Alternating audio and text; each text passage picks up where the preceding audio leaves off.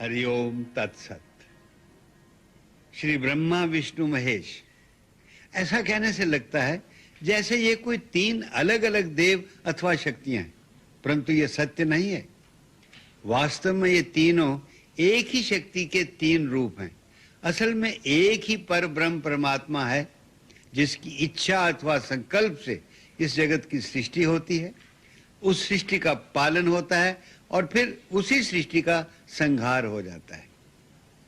एक मत ये भी है कि ये सारा जगत वास्तव में है ही नहीं, केवल माया है, और ये उत्पत्ति, पालन और संहार का सारा नाटक केवल माया का भ्रम है। जैसे स्वप्न में देखा हुआ सत्य नहीं होता, उसी प्रकार ये सारा संसार मिथ्या है, केवल स्वप्न मात्र है। फिर भी इस प्रश्न का उत्तर तो चाहिए कि यदि ये स्वप्न है तो ये किसका स्वप्न है? कोई तो है जो इस स्वप्न को देख रहा है अथवा इस स्वप्न की रचना कर रहा है। वही जो परम रचनाकार, वही जो परम दृष्टा है, उसी का नाम शास्त्रों में परब्रह्म परमात्मा रखा है। सो एक नाम तय हो गया, परब्रह्म। अब उसके तीन कार्य हैं, जगत की रचना, उसका पालन और उसका विलय अथवा संहार। इन तीनों कार्यों को करने के लिए तीन अलग अलग भाव होने चाहिए। सो ऋषियों ने अथवा शास्त्रों ने उन तीन भावों को मूर्तिमान करके उनके तीन अलग अलग नाम ब्रह्मा विष्णु महेश रख दिए। वास्तव में तीनों एक ही हैं, और तीनों में से किसी एक की पूजा करो तो वो पर ब्रह्म की ही पूजा होती है। इसी बात को समझाते हुए भगवान श्री कृष्ण ने गीता के 6ठे अध्याय में कहा है, सर्वभूत स्थितं यो मां भजत्येकत्वम् आस्थिता सर्वथा वर्तमानोऽपि सा योगी मयि वर्तते। अर्थात तुम जिसकी भी पूजा करो वो मुझे ही पहुंचती है। इसलिए जो विष्णु की पूजा करता है वो अपने आप ही ब्रह्मा और शिव की पूजा करता है, और जो शिव की पूजा करता है वो ब्रह्मा और विष्णु की पूजा करता है। एक ही पूजा से स्वाभाविक ही सभी की पूजा हो जाती है। हालांकि तीनों एक ही हैं, उनमें बड़ा छोटा कोई भी नहीं। फिर भी ज्यों-ज्यों समय गुजरता गया और माया का प्रभाव बढ़ता गया, तो भक्तों ने अपने अपने इष्ट को ही बड़ा सिद्ध करना शुरू कर दिया। जैसे शिव महापुराण में सृष्टि रचना और संचालन का मूल आधार भगवान शिव ही विष्णु ब्रह्मा को प्रकट करके सृष्टि का कार्य आरंभ करते हैं और पुनः अपने में ही उनको लय करते हैं। नारद विष्णु पुराण में सृष्टि क्रम में सृष्टि का मूल आधार महाविष्णु है। वो पर ब्रह्म परमात्मा ही प्रकृति, पुरुष और काल तीन रूप में प्रकट होते हैं। ब्रह्म पुराण व ब्रह्मांड पुराण में ब्रह्मा जी द्वारा सृष्टि रचना का कार्य होता है। ब्रह्मा जी बार बार सृष्टि करके अपना शरीर छोड़कर नया शरीर धारण करके नई सृष्टि रचाते हैं।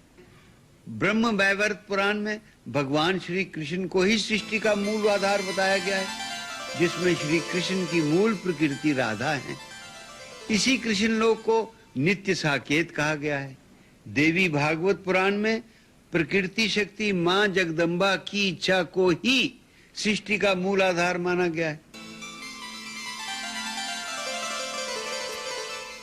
श्रीमद् भागवत में भगवान विष्णु के 24 अवतारों का वर्णन है।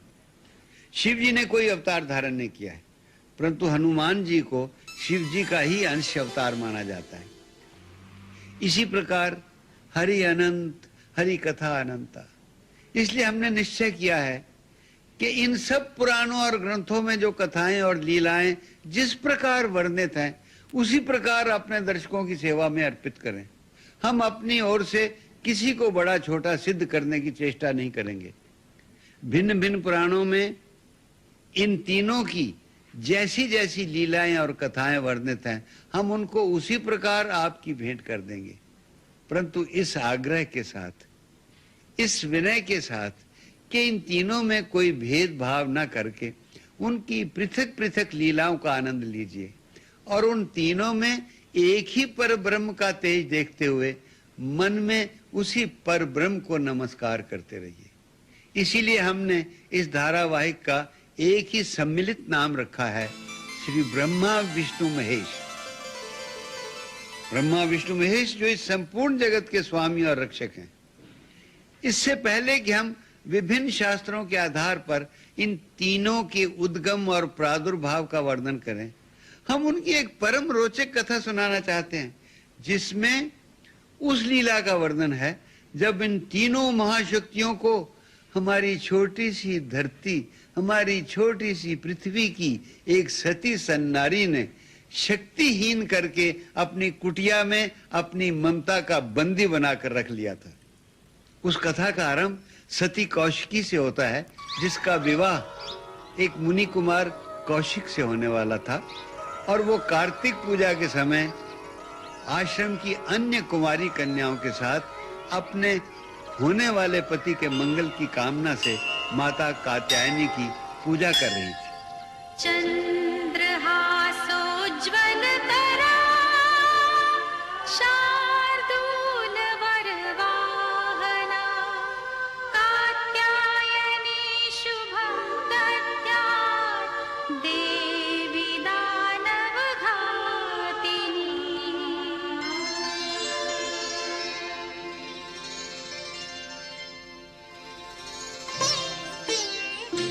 कात्यायनी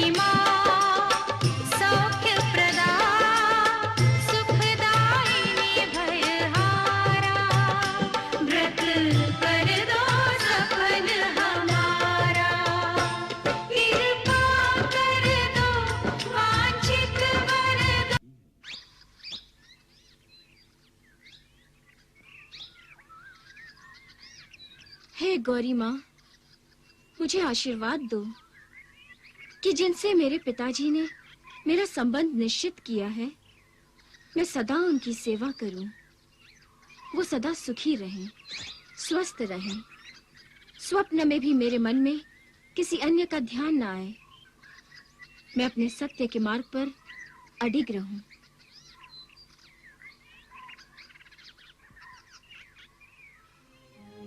अपनी बेटी को गौरी माँ से अपने पति के सुख और स्वास्थ्य का आशीर्वाद मांगते देखकर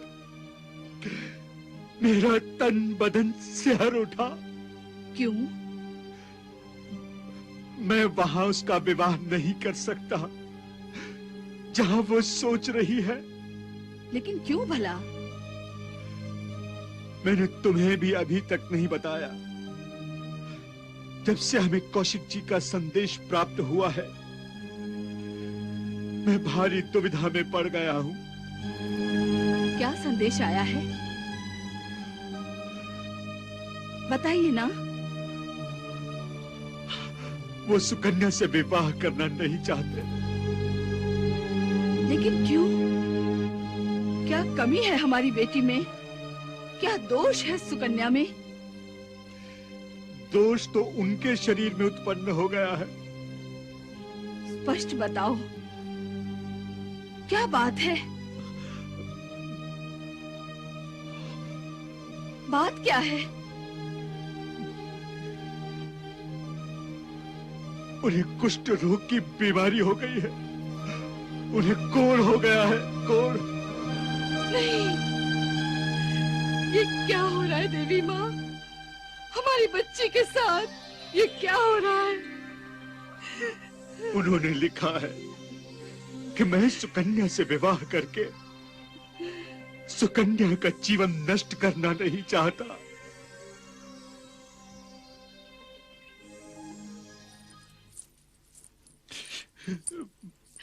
माँ, पिताजी,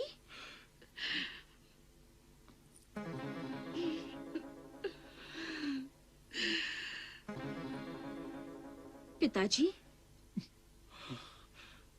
माँ को क्या हुआ? बेटी, बात ही कुछ ऐसी है कि तुम्हारा विवाह। चुप क्यों हो गए? बोलिए ना। बेटी, हमें तुम्हारे लिए एक दूसरा वर ढूंढना पड़ेगा। ये आप क्या कह रहे हैं पिताजी? दूसरा वर? आप मुझे गाली दे रहे हैं पिताजी? मुझे अधर्मी असती बनाना चाहते हैं आप? बेटी, जिन कौशिक जी के साथ मैंने तुम्हारे विवाह की बात की थी, उन्होंने विवाह करने से इनकार कर दिया है। वो मुझसे विवाह नहीं करना चाहते? क्यों? उन्हें एक भयानक रोग हो गया है। वो बस पिताजी, और कुछ मत बोलिए। वो जैसे भी हैं, मेरे पति हैं। मैंने सच्चे मन से उनका वरण कर लिया है। और एक धर्मपरायण स्त्री किसी पुरुष का वरण सिर्फ एक बार ही करती है। तू नहीं जानती, उन्हें कुष्ठ रोग हो गया है। उनके शरीर का अंग अंग गल रहा है। पिताजी, ये रोग तो उन्हें अब लगा है। यदि विवाह के पश्चात उन्हें ये रोग लग जाता, तो क्या मैं उन्हें छोड़ देती? लेकिन बेटी, अभी तुम्हारा विवाह भी कहाँ हुआ है? पिताजी, जिस दिन संकल्प करके आपने वाग्दान किया था, मैंने तो उसी दिन सच्चे मन से उनका वरण कर लिया था। और एक सती जीवन में एक ही बार किसी पुरुष का वरण करती है। मैं मुनि कुमार कौशिक के अतिरिक्त किसी अन्य का वरण नहीं करूंगी। पुत्री, भावनाओं में आकर संकल्प कर लेना संकल्प नहीं माना जाता। विवाह संस्कार की परंपरा तो विवाह मंडप में अग्निदेव को साक्षी मानकर पूरी की जाती है, जो अभी तक इन पंच तत्वों से बने शरीर में लगातार अग्नि की साक्षी होती है। और फिर ये शरीर भी तो एक मंडप ही है। मैं अपने देवता की हूँ और उन्हीं की रहूंगी। वो जैसे रखेंगे वैसी रहूं, यही एक सती का कर्तव्य है। आप मुझे उनके पास ले चलिए, मैं उनके दर्शन करना चाहती हूँ।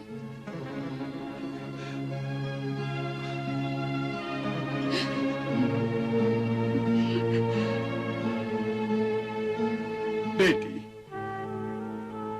तुम्हारा तर्क भी अपनी जगह पर बराबर है और कौशिक जी का सोचना भी अपनी जगह पर सही है। मैं जाकर उनसे बात करता हूं और वहां धर्माचार्यों से निवेदन भी करूंगा। आप सभी जीवन के गूढ़ तत्वों को जानने वाले हैं। मेरी पुत्री के तर्क का उत्तर मेरे पास नहीं है, इसीलिए मैं आप सभी धर्माचार्यों के पास अपनी समस्या के समाधान की आशा लेकर आया हूं।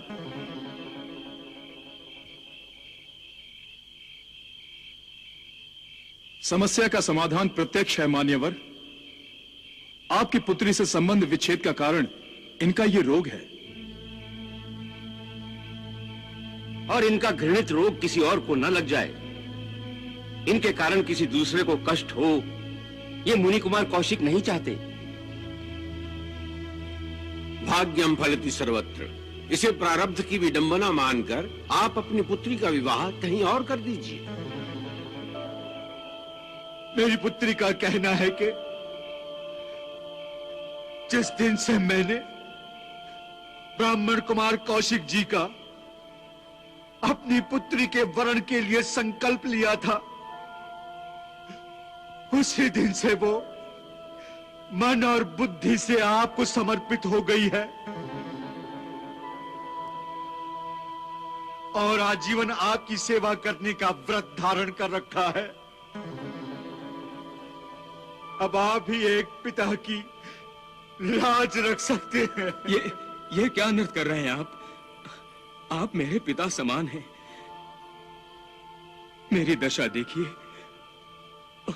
और स्वयं सोचिए। मुझे अपने पूर्व कर्मों का दंड तो भोगना ही है ना।